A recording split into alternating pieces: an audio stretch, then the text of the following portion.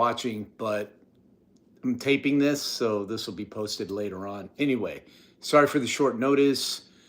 Sorry for the delay in going live, but basically, if you watched RawTravel Ecuador, either on TV or on YouTube, the international version, I wanted to try to at least set a standard of sharing with you guys some information that happens during the making of, especially during the earlier episodes, because you didn't have a big, or maybe any social media presence because you weren't even on the air yet. And things happened that I never really told people about. So I thought it'd be cool, at least at the very beginning, to tell you guys some interesting things because Quito, Ecuador was super interesting. But before I get into it, I just want to acknowledge that, of course, as everyone is, very aware of what's going on in California. I have a lot of friends affected. How many? I'm not sure. I'm still checking in on them. So obviously, we're thinking about them. And I'm going to try to do something, a video on that topic tomorrow, because I definitely have some thoughts. But I will save that, and I will talk specifically about filming Quito, Ecuador. So the first thing you need to know is that this was filmed while I was living in Colombia, South America. I lived there towards the end of 2010, almost most of 2011. So this would have been sometime in 2011. It was not the first episode that we filmed. It was the first episode that we premiered. We filmed in Colombia initially, but for some strategic reasons, we felt like Ecuador would be better when we premiered the season 1 of RawTravel. So Quito, Ecuador, one of the first things I want to say is that I would do things differently now. It was our very early on in filming. You may see that I felt, not only did I look younger, but I felt a little stiffer on camera and things like that. That's something you'll notice in the earlier seasons, as it took me a while to get used to being on camera because frankly, I had never done this before with any consistency. The other thing that I will tell you is that I would have done some things differently in producing it. The very first thing I would tell you is that when the opening diary opened, I was like, oh yeah, it's my first time in Quito. That was not true. Was not my first time in Quito. And so basically, I would never ever mislead people like that again. And I was like, I didn't really think about it until I saw it again. And I was like, wait a minute, I had been to Quito before. Why did I say that? And I think if I remember correctly, we had a discussion. And at the time we were producing the show, greetings, Germany. How you doing? All right, that's fantastic. Thank you for joining in. I don't think the show's ever gone on in Germany, but thank you so much. I love Germany. I was just in Munich on a layover thanks to Lufthansa Airlines messing up my flights. They still owe me money, by the way. Video coming on that too. But I had a great time in Munich. Anyway, getting back to the diary and why I said it was my first time. We were thinking we were going to sell the show to someone like the Travel Channel. It was before the Travel Channel became a complete joke, when they were a serious travel channel. And, we didn't know where it was headed. We thought it would be more powerful to do it and to say, hey, it's my first time. This is my journey. Definitely would not do that again. And I had the opportunity later on in season 1 to do things that were told to me to do. And I said, no, we got to keep this real. We got to keep it authentic. So here I am coming clean, telling you now, not a huge deal, I know, but I want to set a standard of authenticity and truth telling that we've done, I think, for 12 seasons. And, that was something that I needed to get off my chest. The main thing that really happened, though, in Ecuador behind the scenes was, since I was living in Colombia, my 2 producers were living in Bogota. I was living in Medellin. We were just filming. Pilots had no idea if this was going to go on the air or not. So a lot of times I would go ahead and try to do a little pre-production, try to set up some shoots, also just chill and relax and have a good time and just do my own thing basically before the crew got there and I had to worry about agendas and paying them by the day and all that stuff. So I would go in advance. I went in advance to Ecuador and I was hanging out, and a lot of you may not know this, but I started producing RawTravel as an outgrowth of filming for a blog, a music blog called Punk Outlaw. It's still up, punkoutlaw.blog.com. You can go to it. Unfortunately, for some reason, you can't dig back into the posts, but I have probably 1,000 posts of me traveling all over the world, interviewing, filming punk bands. And we're going to fix that so that people can go through the archive at punkoutlaw.blog.com. But that was the big thing that I was doing then. And it kind of led to RawTravel, because when I was filming these punk bands, I was having authentic, true, non-touristic experiences and getting to know musicians and them showing me their hometowns and stuff. So Quito, I wanted to go see this band and interview them. So I set it up, and I was supposed to meet them at La Mariscal, which you'll see is in the episode. It's the nightlife area. But it was daylight.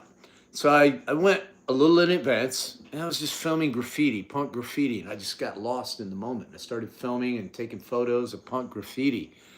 And before I know it, it started getting dark and time for me to go to my interview, but I was not near La Mariscal. I was near La Mariscal, but away. And I had my camera out, and I was like, oh, something doesn't feel right. As soon as that thought hit me, I had my camera out, it's getting dark. I'm like not in the touristy area anymore. I notice 3 guys coming at me, each from different directions.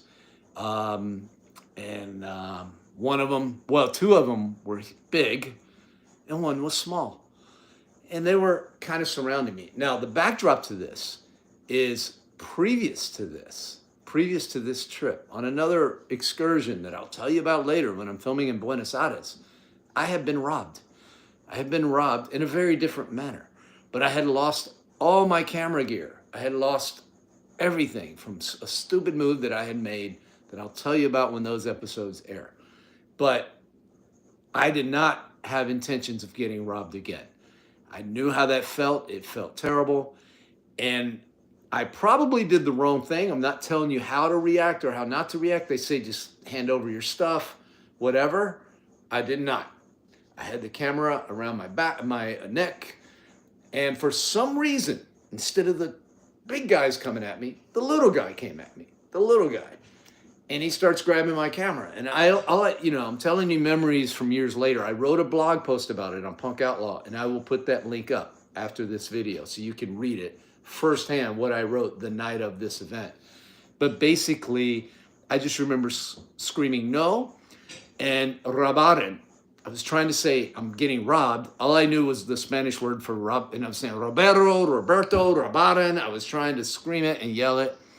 And basically, he's pulling on the camera. I'm wearing a hoodie. He rips my hoodie. We're wrestling, I don't know for how many seconds. I don't think it was a full minute. And as I said, he's the little guy. But while I'm wrestling with the little guy, I'm expecting the big guys to come in and help him out. And for some reason, they did not. And as I screamed and yelled and fought, he finally gave up and they walked off. And I was like, of course, adrenaline was rushing. And I looked and people had come outside to watch it. Nobody helped. Nobody. They were scared, I guess. I don't know. And I'm like, adrenaline is going, and they walk away. And then I'm feeling like Superman. I'm like, yeah, you better walk away. And then they started coming back, and I was like, oh, it's all good.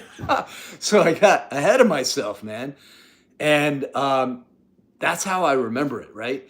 And I also remember after they left, some people came over, and I was talking to them, and still very, upset and just shaken. But I had my camera. My hoodie was ripped, and the police came by. And the police were like, oh, yes, peligroso, necesito cuidado. It's dangerous. You need to be careful. I'm like, no kidding, bro. Where were you? And anyway, I just felt like they were useless. So I go to La Mariscal because it's time to meet the band and have my interview. I'm in La Mariscal, the touristy area, still shaking, still heart beating fast. What do I see? The 3 dudes walking by in La Mariscal like it's no big deal. I go up to the police that I see, and I say, in my very broken, horrible Spanish, upset, so I can't remember the proper words, but those guys tried to rob me. They're like, those guys? And I'm like, yeah, man, those guys, they tried to rob me. So they go and they take these guys, and they put them up against the wall. And then they start roughing him up a little bit, smacking him around. And I'm like, no, no, no, don't do that. I start feeling sorry for those guys. I didn't want to do that. And one of the policemen's like pulls one of the guy's chains. He's like, where did you get this? You stole this from somebody, right? And he puts it in his pocket. And I'm like, these police are corrupt. These police are corrupt. These dudes are just some little low level, street urchins.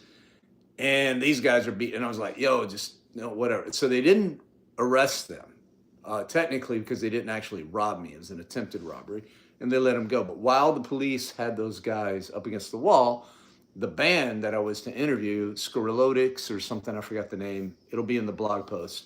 Came up and they're like, "Hey man, what happened? What's going on?"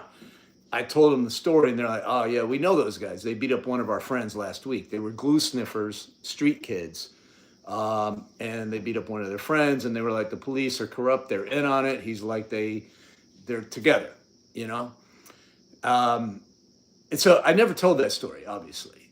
That's something that I would definitely have tried to have made part of Raw Travel, in other seasons. I would at least have put it in When Travel Goes Wrong. But when we were producing Ecuador, our first, trying to get this show sold or whatever, we were like, oh, no negativity. We don't want any negative. And quite frankly, I don't get a big charge out of telling people how dangerous places are, because I take chances that other people don't take. If you go to Quito and you don't do like me with a stupid, expensive camera out and wander away from La Mariscal, you'll be fine, most likely. And so I didn't want to do that. So I think later, as I picked up some other skills, hopefully, I can do it more honestly and effectively without scaremongering, because I don't like scaremongering. I want people to travel. I don't want them, I think Rick Steves has a great quote. His quote is, when people tell him to have a safe trip, he tells them to have a safe stay at home. Has that ever been more true in the United States of America? In my home state of Tennessee, when I'm there, I'm like, who's armed? Who's dangerous?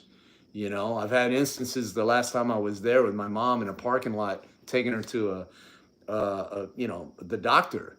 And this dude, just, all tatted up, his whole face was tatted up, and he was bent on starting trouble in tiny town Tennessee. So don't talk to me. And I was just, the thing going through my head is like, yeah, man, I'm more scared right now than I am on the streets of New York City. And if you look at the statistics, that's what you see. So if you look at the statistics, a lot of times you'll find that a lot of these places aren't as dangerous as the United States is, or they're dangerous in certain ways. Like maybe it's limited to gang warfare in the favelas, for example, in Brazil. Every place is different. Things change. Ecuador right now has gotten a little more dangerous than it was in the past, unfortunately. So you don't want to do your homework. All of these episodes that we're putting out in season 1 were filmed some time ago.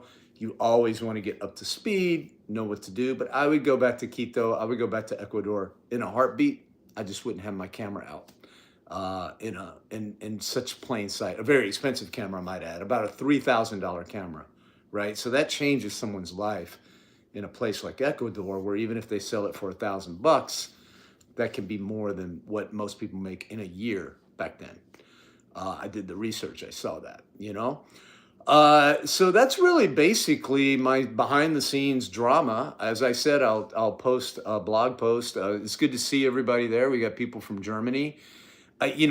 Obviously, I did not give a lot of notice on this. I apologize. I'll try to do better next time. I'm a commitment phobe, and I really didn't think about it till today. And I was like, I was going to do something recorded. But I thought it might be cool to do live. In case you have some questions or comments, please post them up. Some other things I will say is that outside of getting robbed, most of our agenda was kind of catch as catch can. The biggest challenge was dealing with people who didn't speak English and trying to get them on, even though our crew, my Spanish is pretty bad, but my crew is completely fluent. They're Colombian. That's not the issue. The issue isn't communication. The issue is on camera, So you see when I'm interviewing the band, Demeter, DMTR, they are. I don't know if they're still out together. I doubt it. But the good guys, only one spoke English, so he was like the unofficial spokesperson, Because again, We were just beginning filming. We're like, how do we handle this? How are we going to subtitle the translations? Are we going to dub over? We had no idea. So these are things that you learn later on, and you're able to do better content. And the other thing I will say, what is the difference in the international version, which is a 24-minute version, than what most people saw on TV in the United States, which is 20 minutes and a half? So internationally, they have less commercials in their content, theoretically, or so I was told. So you do a 24-minute version. In the US, there's more commercials, so we do 20 and a half minutes. So it always meant that we had 3.5 minutes that the viewers would not see in the United States if they saw internationally. Later on, what we did is we did tips, web cuts, and things like that so people could see it online. And that 3.5 minutes was repurposed online so that people could see it. But we didn't think that far ahead, and we were doing what we were doing. As a matter of fact, when we were filming in Ecuador, we have parts 1 and parts 2. Why? Because it was meant to be an hour-long show. That's what we were filming, an hour-long show about Ecuador, about all the destinations that we filmed at that point: Colombia, Ecuador, Argentina, Trinidad, and Tobago. When we actually came and were on TV, it was a half-hour format. We had to slice those in half and edit some things. And that's why the voiceover goes up and down, different quality of voiceover, things like that. Some other things, let's see. Will there be more? Yes. So the episodes that I'm going to upload, we're going to upload season 1 to begin with, just because those are the oldest episodes. It's like the bananas that are rotting on the shelf, and you want to get them out the door so somebody can make banana pudding from them. Terrible analogy, but it's true. The old stuff put out first. So the next episode will be, not this Friday, but the next, will be busing through Ecuador. I'll try to do them more frequently if we get more viewers and stuff. So share, subscribe, like, please. And I will always try to put up the international version, even though I'm not really clear what's in them. I was like, man, I hope there's nothing embarrassing in there. So back to the differences. That 3.5 minutes is probably just some stuff we didn't cut out to make timing. So it has some phrases, some parts of interviews. I like getting down to 20.5 minutes, even though it was painful to get there, because it's a tighter show.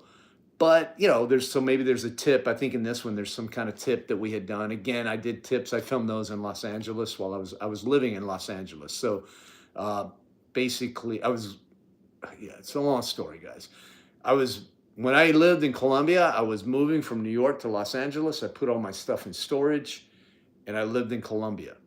Then I resurfaced in LA in 2011, and I lived there for 2 years, and then tried to get RawTravel on the air. We kept filming. I don't know. We didn't film anymore.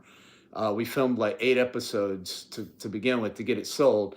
And then I got it picked up by some stations, notably New York, LA, Chicago, which you need to get going and make a business. So I decided I wanted to move back to New York. So the summer of 2013, we went down to bus through Central America, Mexico and Central America, and filled out the rest of season 1. So season 1 was filmed from late 2010 all the way through the summer of 2013.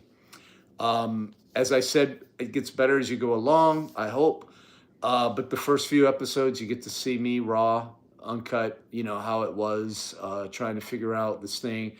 Unlike, kids growing up today, who are just extremely savvy being on the phone, and they just are so natural at it.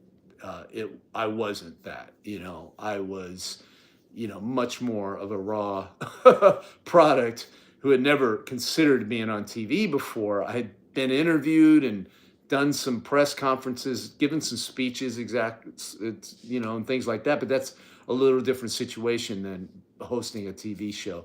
So the first few days were really brutal for me and the crew, but we finally got used to it. The only other thing I will say is I checked to see what changes have occurred. So I told you about Demeter. They probably aren't together, the band that I interviewed. But Nande Maniachi, the very last musical place it went to outside of Otavalo, it looks like they're still there and they're still doing music. So you saw that little boy doing the clamshells and singing at the top of his lungs in the show. I would love to go back and see that guy. I call him a kid, but he's probably a grown man now, He was probably like 4 years old at that time. So he's probably like, 17, 18. So, I would love to go back and see them. I just loved that experience hanging out with those guys. I don't think anybody really spoke English. Jose Luis, who I interviewed, didn't really speak English. We kind of had to coach him what to say. I had to, if you see, I do most of the talking, leading some questions. But they're beautiful people. It's a family kind of thing.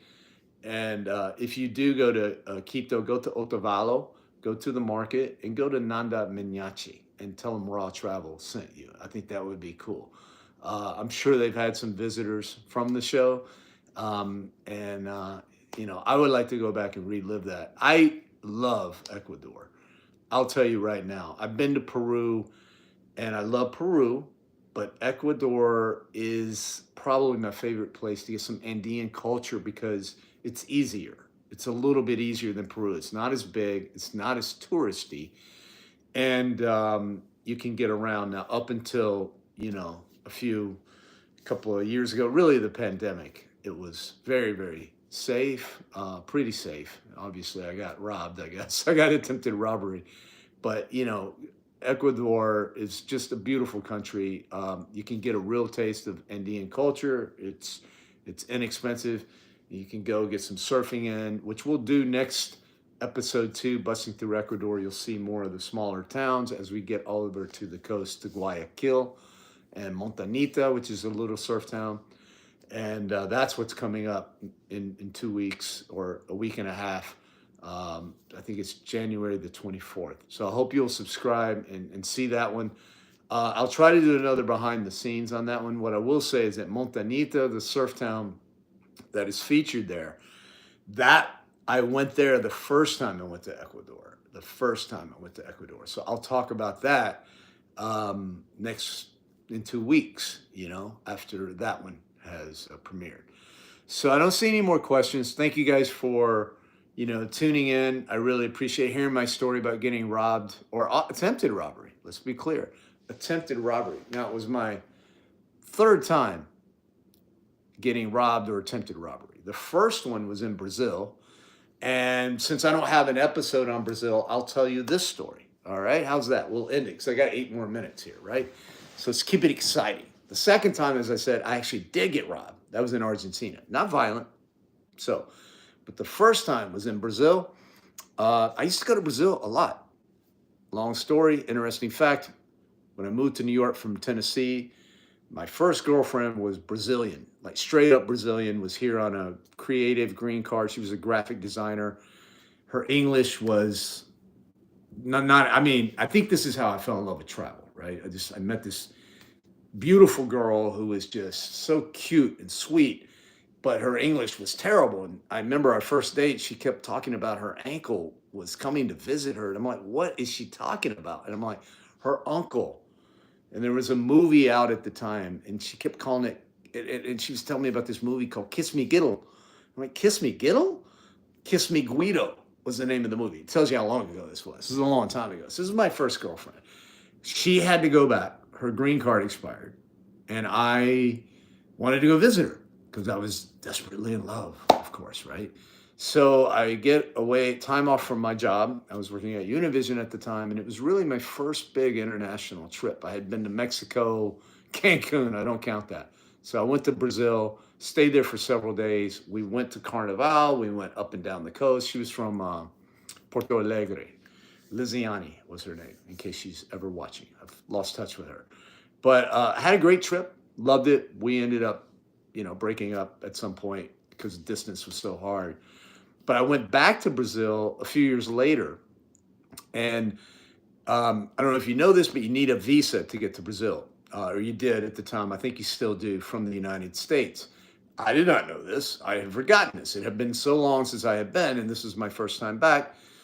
So I didn't get the visa. So I'm at the airport, getting ready to get on my flight, made all my preparations, telling everybody at the office, hey, man, I'm gone for 10 days. And they're like, where's your visa? And I'm like, I have a MasterCard. They're like, no, your visa. Long story short, I had to turn around, go home, get an emergency visa. It took 3 days. So instead of 10 days in Brazil, I only had 7. But I do get to Brazil. I salvage it. I'm in Rio de Janeiro. um, hanging out. I think it was Copacabana Beach. And Lonely Planet is my guidebook of choice usually. Lonely Planet will tell you. They have a section at the back called Dangers and Annoyances. Always read it. And, look it up online. Find the dangers and annoyances will tell you what to avoid, how to stay out of trouble. And I remember reading it. Well, I remember as I'm like hanging out in Rio de Janeiro, and I'm like, I've seen some petty theft. I saw some, but it doesn't feel dangerous. I feel really safe. I was just getting kind of really comfortable, really super comfortable. I'd even done a favela tour. I'd gone on a favela tour, official, seen the favelas, was feeling really comfortable. I'm like, I'm such a badass, man. I'm like, I got it together, man. So I go out at night, walk into the restaurant, and I'm on the beach. And I'm telling you, these things happen. I saw some guys, a group of guys. It's dark, and I'm in this dark area. The restaurant's here. They're in between me and the restaurant. The restaurant's still quite a ways up where the light is. And I'm like, oh man, dangers and annoyances. Don't walk along the beach alone at night. Well, what am I doing? Too late. The dude spotted me. So they come up to me, and it's like, I don't know, 4 or 5. I can't remember. This was a long time ago. And I'm like, I'm in trouble. I'm in deep trouble. All I have is my money. I guess I probably had a phone, and that's about it. But I look at these guys, and they're kids. They're kids, man. They're like 11, 12. I don't know. They're not adults at all. Not even teens. Maybe teens, preteens, like 11, 12, something like that.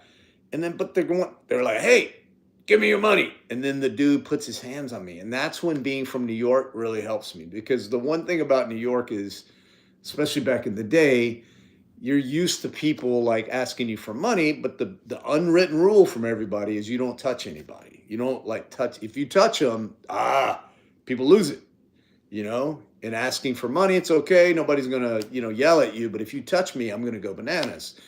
And I went bananas. I just went, hey man, don't, and I just got all New York crazy on them.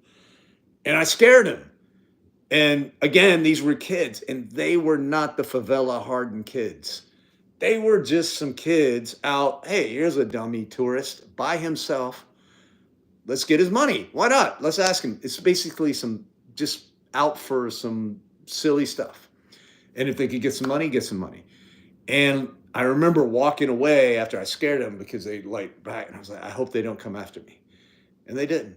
And that was it. But had they been some really hardened favela kids or something, maybe I would have reacted differently. You never know, because I reacted in the moment. There was no thought put into this. I could have been shot or killed. So that is not cool. Again, these are things I don't play up. I've been to Brazil many, many times. That was the only bad experience I had. And I'll give you a social experiment that I did on that very same trip. I went to a beach town called Buzios outside of Rio. Small, charming little beach town. And I felt, again, so safe. And I was like, I just feel like this is different. And I feel like Buzios is not like Rio de Janeiro. So I'm going to leave a bag. It's an empty bag full of nothing, an empty water bottle, something has no value. I left it under my chair, and I went. And I had lunch and a beer, and I just chilled. I went back to my chair. It was still there. That was like 2 hours later. Rio de Janeiro, Copacabana, Leblon Beach, whatever the beaches are around there, guarantee you wouldn't have to be gone 30 seconds. That would be gone.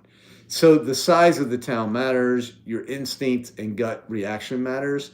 And this was when I was first starting to travel, and I hadn't honed my spidey sense. And even today, my spidey sense can get off because if I haven't traveled in a while, if I haven't been to New York in a while, my spidey sense gets off, I'll end up talking to a hustler, and I'm like, man, I'm getting hustled. What is going on with me? I've been in Tennessee too long. Like you get soft. So you have to practice it. Practice some humility. Let's see some comments here. Hey, Cabby with a K. What's up? Oh, yeah, I already answered that one. Ecuador has experienced humanitarian crisis. Yeah, violence, displacement. Yeah, basically at the time that we were filming in season 1 in 2013, Honduras is still getting it. Guatemala, all those places, It's something I'm going to cover in an episode I hope to put up online in El Salvador. But the humanitarian crisis, it doesn't leave. It just goes somewhere else. It can go from Mexico to Honduras, and there's obviously a flow, and the United States has a lot to do with that. So, yeah. All right, guys. Yeah, Snowball was cute. I am gonna say that. Snowball, the little cuy. Um, when I'm at Nanda Minyachi, they're like, "Hey, we'll make some food for you, and you can eat authentic food." And I get the cuy, and I'm like, "Oh man, I just petted a cuy just like this," and then he's all like, "Ah."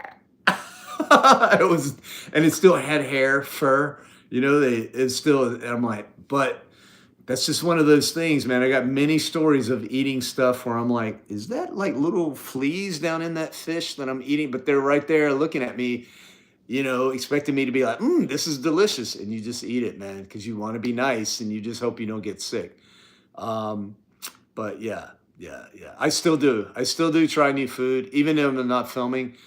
But if there's something moving in it, I'm probably not going to eat it. I mean, the times that I ate stuff like that was trying to be nice to people, not necessarily because I was filming. There were times that I did things like in Vietnam, which you'll see later on here, where I did Snake Village and I did Cobra Urine and Blood. And that was purely like, this is Be Good TV, you know?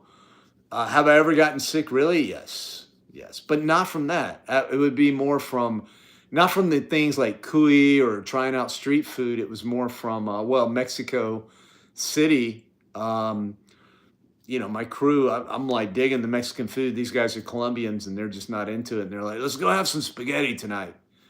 I'm like, spaghetti? I'm like, all right, man, you got to keep your crew happy. So I relented and we went and had spaghetti.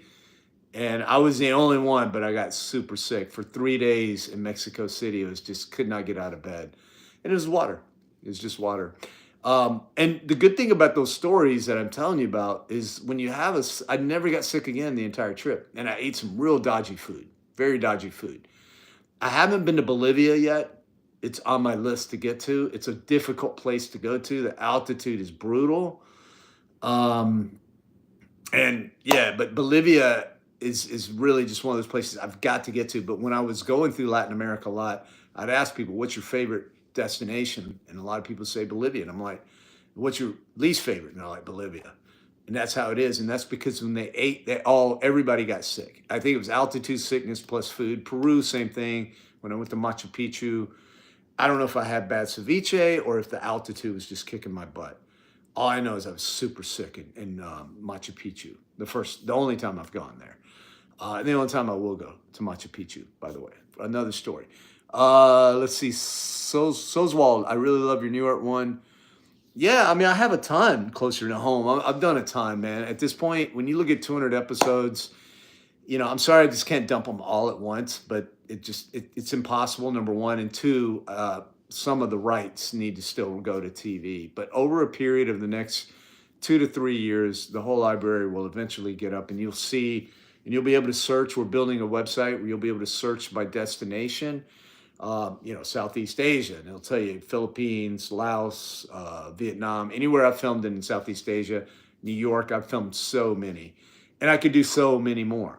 And the reality is trying to get this YouTube channel going is because we're looking for some kind of revenue stream. Doesn't have to be a ton, but a little bit to justify, editing things, putting them together. I could film all day long, but it's the editing that's really hard and time intensive. And I just don't, I'm comfortable, but I don't feel like just financing at a loss a ton of episodes that nobody's going to watch, right? So if people do respond on YouTube, we do get some viewership. We're working on one episode right now for El Salvador, purely digital first kind of thing. It'll look quite a bit different from the TV show, but the same kind of idea. But a little more stripped down than RawTravel even was, if you can believe it, because there's only so much you can get away with on TV. TV is incredibly hard, man. When you're editing, you have to edit it. You have to color correct. You have to close caption. I'll have to do a live video someday just telling you what's involved with doing television. And so much more than just the filming of it. It's so much more. But basically, we want to do some stuff for YouTube as well. I'm not looking to be an influencer or a vlogger. I'm just looking to get our content out there so people can enjoy it, hopefully use it, and basically, maybe, help finance itself. At least try to make back a little bit of the money that I spend on it. Yeah, I do have a record label. It's called Punk Outlaw Records. So the link that I'm going to put up from punkoutlaw.blog.com. So sorry, I just realized today that you can't go back and see those old blogs that I did. So I'll have to go directly to that link. Otherwise, I'd say go through it, man. Have fun. You can see all my travels before RawTravel. Cuba. I went to Russia. The buddy of mine from Russia who's exiled in Argentina right now, who I'm going to go see, that's where I met him on my trip to Russia. I did a whole thing in Russia. Of course, Ukraine. My very first experience in Ukraine was doing the music blog. I was chasing music everywhere I went, and I still do it. And so what I did, Soswald, is I loved these bands, and this was at a time where a lot of these bands, even though they were good, I liked them, you couldn't hear them outside of their country. And Apple Music was just beginning. So I was like, I'll be their US arm and I'll put it out there and basically we sold no music. But ironically, the bands that I signed, I was able to use their music during the first few seasons, particularly of RawTravel, because you need a music library. And what exists now did not exist then, where now you can get music for almost free or subscription. There's just a plethora of music. Was not like that when we started. So I needed music. And the music I had was punk rock. There we go. Theme song, Los Sucios from Colombia on my record label. I got all these guys to let me use their music. They didn't care. They wanted it. They loved it. Let other people hear it. Yeah, man, their music's going to be on TV. They never thought. And guess what? It made money from royalties. I got them registered and all that stuff. And I gave them, we split the royalties. That was our deal. And there's nothing more fulfilling still to this day than sending those guys money for the music that they thought they'd never make a dime from. It's fantastic. I love it. I love it. And it's not a lot of money, but all that is relative. What's not a lot of money here can be a lot of money there. And that means a lot, So yeah, now, there's too much information. Information is power, but there's a lot of information. As you know, there's a lot of disinformation, misinformation. And part of the reason that disinformation and misinformation even exist is because the people putting out the disinformation understand that information is power. Well, they don't want you or me to have that power. So they put out the disinformation to cause confusion. And it works, unfortunately. And it's an old tactic that's been dusted off from the Soviet era and has caused chaos and been updated for the social media era, which amplifies it. It's going to get worse. So tune in tomorrow. I don't know if I'm going to do it live. I'm going to put it on YouTube, though, about my thoughts about climate change and how disinformation has so contributed to the climate change denialism. And then what would motivate someone? Because it is, quote unquote, existential, is it not, right? Why would anybody want to promote something you're going to die, your children are going to, if you don't fix this issue, right? There are reasons. And I'll give you my theories tomorrow when I come in on that. All right. Anyway, thank you so much. I'm a little over time. I'm going to get off right now. Thank you guys for watching Quito, Ecuador. I'll try to do this on a regular basis, and I'll try to announce further ahead of time so you can come in. Thank you for your questions and for tuning in, guys. And yeah, man, have a good day. All right. Take care, guys.